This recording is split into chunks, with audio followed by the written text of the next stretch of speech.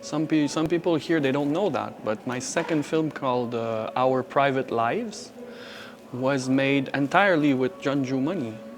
And also being from Canada, United States, America, you know, we never know if people know us in Asia, you know.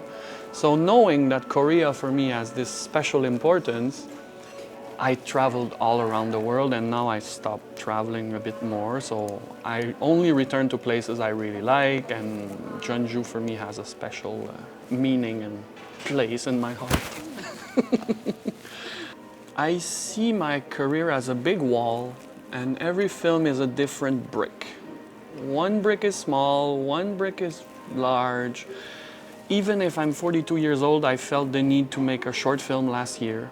I don't need to make a short film for my career, you know, but I just had an idea, I did it. I'm not considering those things, so maybe my filmography has a lot of surprises in it. A very good compliment I hear about myself sometimes is you never know what the new Denis CôTÉ film will be. It's always a very weird surprise. So I like to bring that excitement in my oeuvre, you know, I don't know, growing old, I want to still surprise people. Maybe I don't want to grow old, and I don't want people to say, oh, it's just a new Denis CôTÉ film and we can recognize him. So the notion of surprise, like I said in the previous question, is very important. So for that short film, May We Sleep Soundly, it was shot in 2 days, 0 budget, 3 people. The subject of the film is the expectation of an audience watching a film. I made sure that the camera is not too high, not too low. Maybe it's somebody short filming, maybe it's a child. It's not a very good camera quality, but it's not a cheap camera. It's an in-between camera, so it doesn't look too professional, it doesn't look too cheap. So we're always, who is that? I don't want the audience to feel safe, never, watching my films. I want the audience to always think that anything can happen. People nowadays, they watch films, they sit there and they wait for answers, and in the end they get the answers, and that's it. I just never want my audience to feel safe. I am allergic to conventions. I don't want to make a film one day where 1,000 people at the same time will say, wow.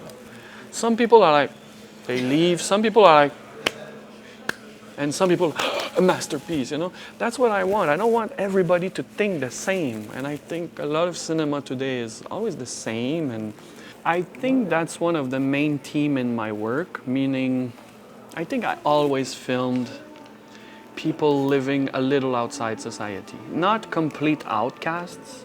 Boris without Beatrice is again the story of someone who thinks he can live his life all by himself, he's superior, he doesn't need society. And what I like to do is at some point society comes back, knock at his door and says, hey, don't forget about society.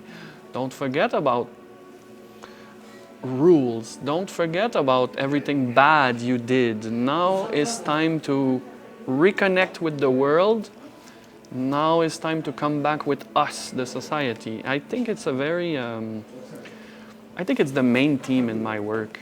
I have a lot of detachment from that film. I think we're not trying to reproduce any psychological reality. Everything is a little, how do you say, when you look at something and you're more like with detachment. It's not a film that is, it's really not like, oh, this is funny. It's like, we look at Boris like somehow a little insect in a bubble, and we watch the insect, what's happening, you know? So there's a funny tone, but you don't laugh. I don't think the audience will laugh, like, ha ha ha ha. It's not like that. It's really, I like that tone of, I don't know the word, you know, English is my second language, but that detachment from the story, I kind of like it.